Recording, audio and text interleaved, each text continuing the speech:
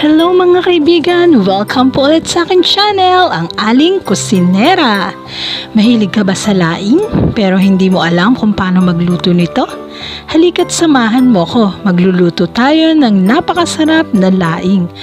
Pero bago yon, kung hindi ka pa naka-subscribe sa channel ko, mag-subscribe ka na ngayon at i-click ang notification bell para lagi kang updated sa aking mga i-upload na videos.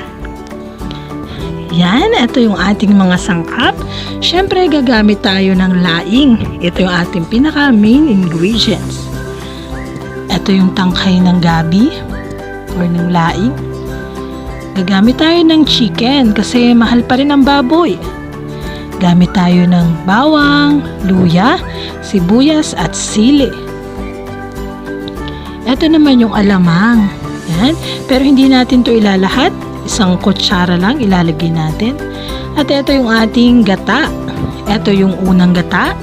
At ito yung pangalawang gata. Bakit ba may una at pangalawang gata? Malalaman natin yan mamaya.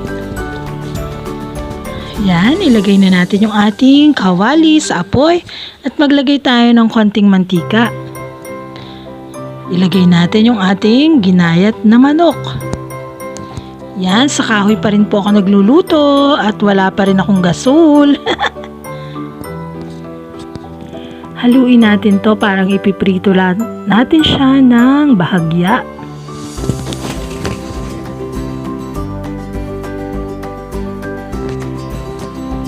Yan.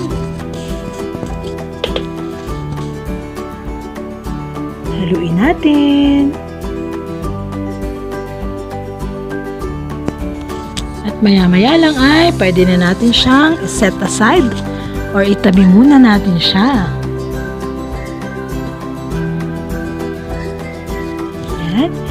Itinabi na natin ang chicken at ngayon ay ilagay na natin ang bawang doon sa pinagprituhan ng ating manok. Ilagay din natin ang sibuyas at ang ating luya. Gisa lang natin siya ng konti. Mga ilang segundo. At ilagay natin yung ating alamang. Yung alamang ay yung hipong maliliit. Yan. Ang iba ay ano bang tawag nito sa iba? Di ko alam. At ilagay na natin yung ating pangalawang gata. Yung pangalawa pong gata, yun yung pangalawang tubig sa ating paggagata ng niyog. Yan, ilagay natin yung paminta at hayaan natin siyang kumulo. O diba, sa lakas ng apoy ko, kulong-kulo. At inilagay ko na po yung sili. Ginayat ko siya ng maliit. At inilagay ko na din po yung chicken. Pasensya na kayo at hindi ko na ipakita nung aking ilagay ang chicken. Medyo huli na kasing inyong kusinera. Yan, at ilagay na natin yung ating dahon ng gabi. Pinato yung dahon ng gabi. Ito po ay pinitas lang namin sa aming tanim. At ilagay na din natin yung tangkay ng ating gabi. Yan, konti lang po siya. Ito ay binilad lang namin sa araw ng mga 4 na araw.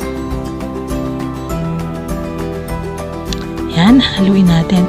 Nga po pala, pagkalagay natin ng gabi, ng dahon at ng tangkay, huwag muna natin silang hahaluin ha.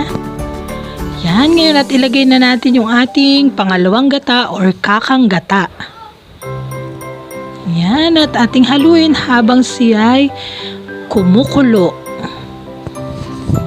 At intayin natin siyang mag-creamy or lumapot. At ito po ay optional lang. Pero ako naglalagay nito. Isang kutsarita ng asukal. Nasa sa inyo po yung kung gusto nyo lagyan. Pero para sa akin, yun yung nagbe-blend ng lasa. Lalong nagpapasarap. Yan, haluin po natin. At maya-maya lang ay malapit ng maluto. Diba lakas ang apoy ko? Ayan.